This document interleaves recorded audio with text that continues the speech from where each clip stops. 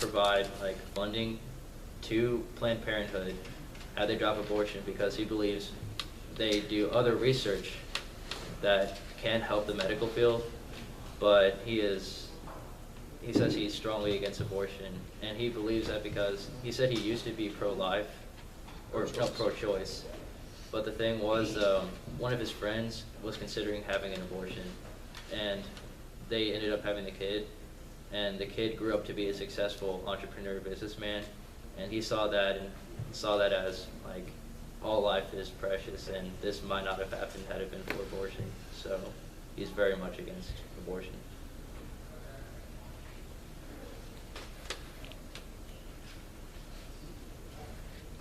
So what is Trump's position on same-sex marriage?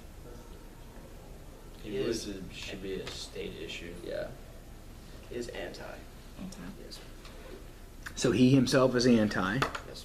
but he believes that it should be a state issue Yes. He thinks it should be determined by the Supreme Court. by the Supreme Court, which is a federal body. But it's not a state issue then?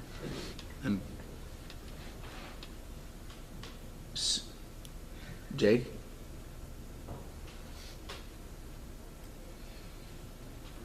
Do you have a source to cite, a quote, a speech, something that says it should be a state issue? On the issues that he said that same-sex marriage is a state issue. When did he say that? Where did he, was it a... This was in, I want to say 2015. I don't know what month. Okay. Eric, do you have a source that says it should be a Supreme Court decided? I mean, the Supreme Court's already decided it.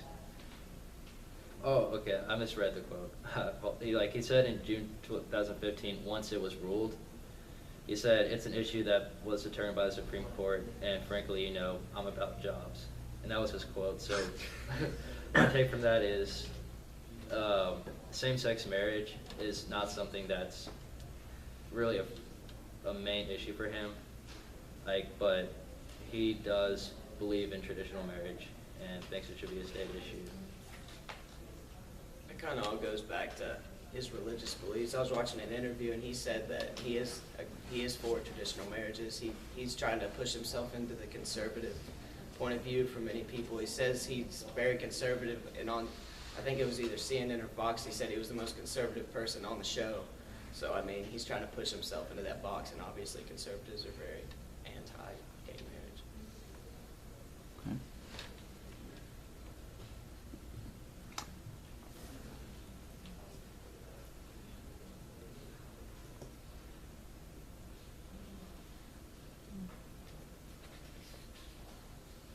What about his family life? You mentioned that he has been married 3 times, but when you run for president, your family also comes under scrutiny. Can you tell us a bit about his family, how they might help or hinder his run?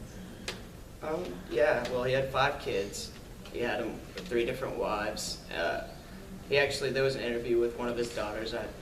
Her name's not coming to my head right now, but she made an interview, I think it was on CNN, where she supported Trump. So obviously his kids aren't like against him because he has 3 different wives, and they're not like mad at him, and they're not like against him and like trying to blow him up on social media. So I mean, his family's with him. I don't think there's been any big scrutiny on his family right now. Obviously his 3 wives, but I mean that's about it. Do you think that will or should play a role in him serving as president of our country?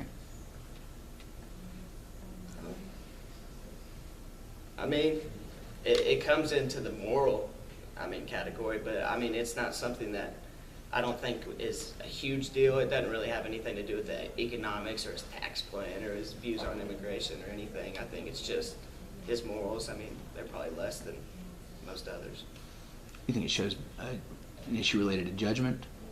Well, the same-sex people that are for same-sex marriage brought up, how are you going to judge me if you've had 3 wives? How are you going to have morals in marriage? So I mean that topic was brought up. Yeah, okay. Valid, I think. Okay.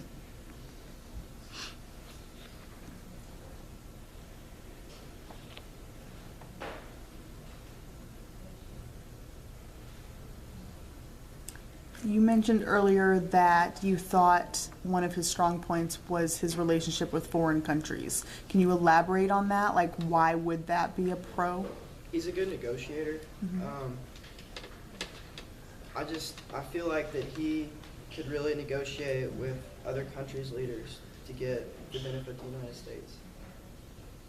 What do you think he would do with our relationship with Russia right now? Well, he declared last night in the debate that he has had conversations with Putin, and he did have a good 60 minutes with him before he was on the TV show in the Green Room. He said that we went well together. He said we could get a good relationship with Russia. He never declared how. They asked him how. He said, if we just will. I mean, he kind of makes those sayings all the time that he's just going to do it. But, yeah, I mean, he said that he's going to have a good relationship with Russia. He said he loves Putin. Another person he loves. Regarding China, and this kind of falls under the budget, not so much like foreign policy, but he doesn't want to continue making deals with China. He kind of wants to get tough on China, and actually he wants to impose a 25% tariff on imported Chinese goods. And he just thinks that they're manipulating us, they're using us, and they are a huge reason that the debt is the way it is today. He pretty much just feels we're getting overrun by China. He said our negotiators are terrible. He actually started up a school under his name that he is breeding up people to be good negotiators. And he believes as president, one of his key points is I will have the best negotiators in the world come in and help us negotiate against other countries, especially China. How about his lack of knowledge about things? I mean, he said something last night about do you know what the TPP is? Yeah, the trade thing. Trade-Pacific Partnership. Yeah. Trans-Pacific Partnership. Okay, good. You know, he's talking about how China's dominating this, Yeah. and China this, China and wasn't China part of it. that, and China's not even a part of that. Do you think that shows a fundamental flaw, that he's more of a sideshow than a real legitimate candidate? Because don't you think that would be okay, Jake? Expound on that, please. He's a sideshow, not a candidate, and this is something that exposes him for who he really He is. just talks. He's got nothing to back it up. That's all he ever does. I think some of his plans are kind of unrealistic, especially his deportation of like 11 million Mexicans on ships back to Mexico.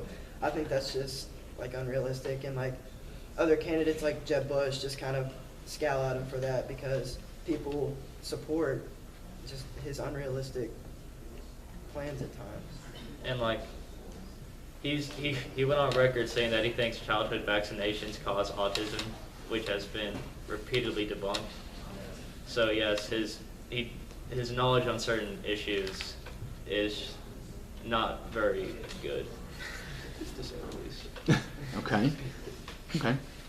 So why is he so popular then? I mean, if we can agree that he's not knowledgeable and he kind of is a sideshow, to use Mr. Conforti's word, why is he leading in some of the polls? I mean, he was a celebrity before. He already had the big name. I mean, I think America just loves him because he's something different. They're sick of the same old Democrat, the bigger government, the scared to, I guess, negotiate, scared to like step out and be confident and bold. He's obviously probably the most confident person on the stage. At least he acts like he is.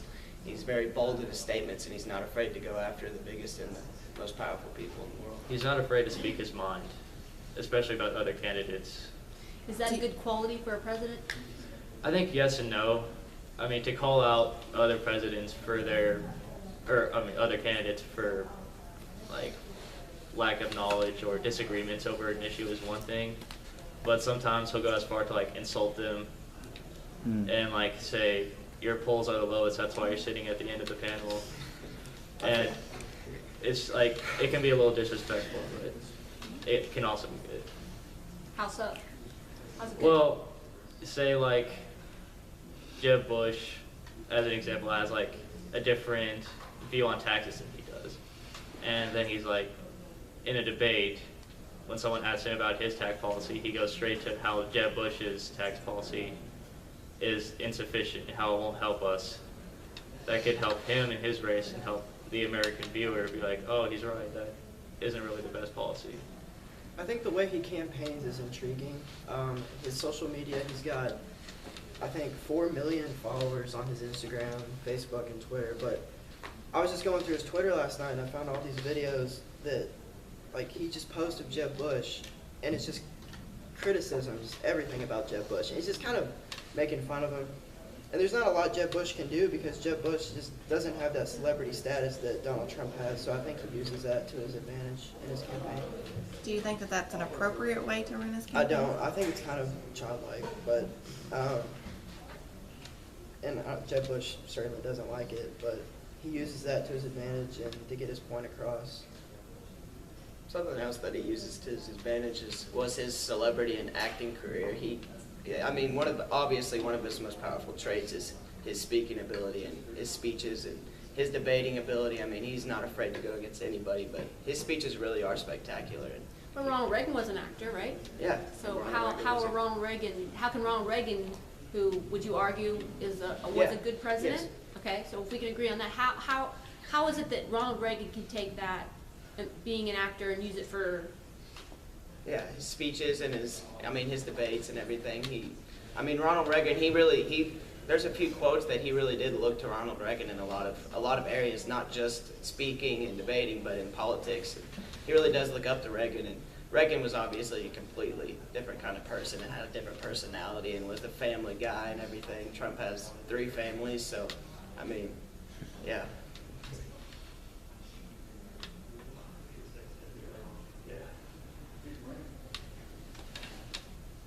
What did you guys think about his debate performance last night? Did he? Did you watch the debate? Yeah, I don't think he was on the same level as. I think Rubio had a good night. I think Kasich. Mhm. He kind of got. I don't know. He had talked a more lot. Twitter mentions than Donald Trump. 140,000. Trump only had like 107,000. Okay. Kasich Old was guy on the out for Twitter. blood. He was out for blood Kasich was last night. in there last night, and then I think Jeb Bush didn't really do anything to help himself out last night. But specifically, if I can say the word, what about Donald Trump? I mean, he kind of, to me, sounded like a little bit of a crybaby. He said Carly Fiorina Yeah. interrupted too much. He kept referring- The king of interruptions said he was being interrupted too much. Sounds like sour grapes to me. He kept referring to the same statement. It seems like I will make America great again. That's kind of what he's falling back on. Like every other time they come to him for a question. Why does he do that? Like, people love it. Because it works. Yeah. It's change we can believe in. Yep. Yes, we can.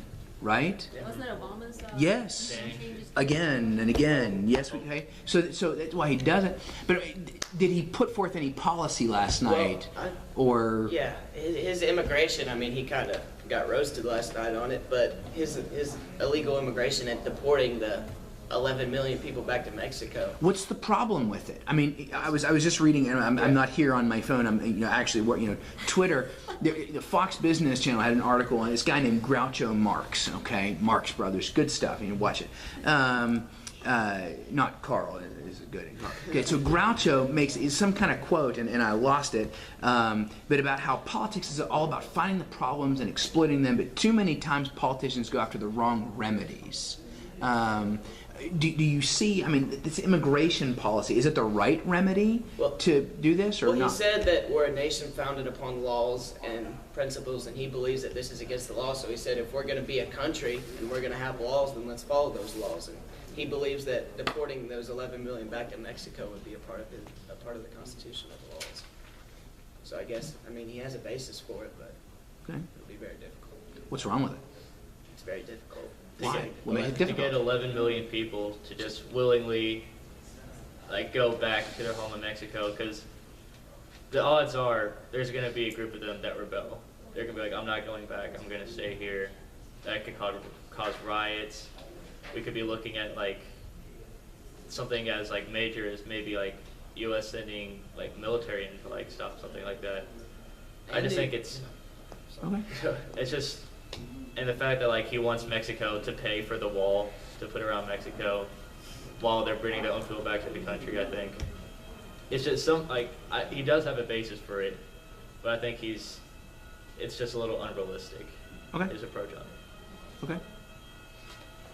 they said that last night, I think it was either Kasich or Bush said, how are you going to deport? I think it was, what was it, like 5,000 a month he said he would do or something like that. He wouldn't do it all at once, but he said that it would just corrupt society around him. It would destroy homes and cities and schools. It's like your partner next to you the next day at school's not there anymore and you wonder why. Then you get mad. It's like, why did the president do that? Why did they take my friend away? So it's like it just corrupts people's minds of the president and would make a lot of people mad, and societies rebel against the government even more than they are today.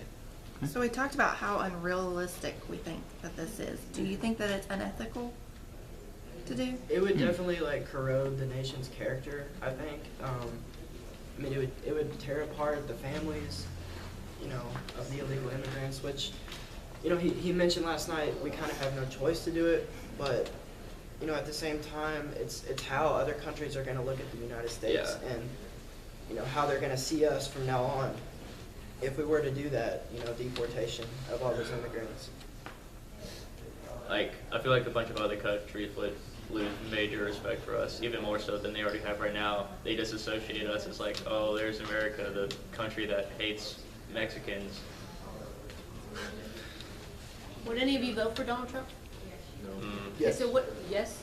Why would you vote for him? Caleb? I just think out of all the billions of dollars he has, like, the last thing he should be concerned about, you know, is having another job and having all this political pressure on him. But it's amazing to me that, like, with all the money he has, and all the success, like, that he would still have a heart for the country and a heart for change. And he sees the flaws in the Obama administration, and he wants to change them. And he wants the country to get back on the right track again. I think that's just a cool thing about him. So you view him as good. You view him as somebody who wants the best for the country, not, you know, I think the criticism would be, I mean, Jake, you said you wouldn't vote for him. Why wouldn't you vote for him? Because he's basically a bully with money. Okay. Bully with money. Okay. Just maybe another thing to accomplish. He's done what he can in the business world, and now, hey, let's just be president. Just, you know, sort of, you know, add that to his list. I have one question. You know, today, you know, I live in Richmond, and last week a police officer was shot and he died later. Gun violence, Black Lives Matter, Blue Lives Matter, all lives matter. Gun control is a huge issue in our country today. You know, I am a gun owner. I believe in personal right to gun ownership. What is Donald Trump's stance on gun control and the NRA and their powerful lobby in Congress? He believes the Constitution makes it clear that that's our right to bear arms, but he thinks that the guns are getting into the hands of the wrong people, and he feels like we have to, you know, an example, we have to ban gun magazines, that he doesn't think the government should have any say in what kind of firearm that an American owns. He's for increased background checks, like I said earlier. Wait, Taylor, I'm sorry to interrupt. What do you mean ban gun magazines? Like a magazine for, say, that you would find at Walmart with like guns for sale and trying to get you to buy a specific gun. He just wants to do away with those. So not a magazine, not a clip. Right. But a magazine like something you read. Gun Trader. Okay, Yes. I'm sorry, I was going in a different direction. Yes. Go ahead. And he thinks that our military is just basically defenseless because of the Obama administration's policies, and he believes that the military needs to be allowed to defend themselves, and that to make America great again, it starts with a strong military. But like, speaking on gun control more, he feels like, especially in schools, the crime has got to stop. He feels like, you know, a school should have their own security and be able to, you know, defend against any crime that may go around in the school.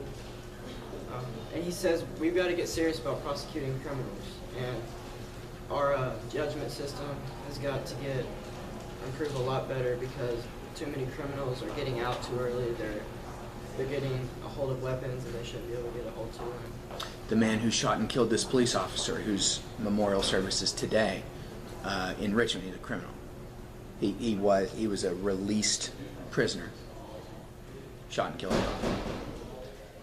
Doesn't Trump think that responsible gun owners like Mr. Conforti and myself and whoever else maybe owns one, won't these increased sanctions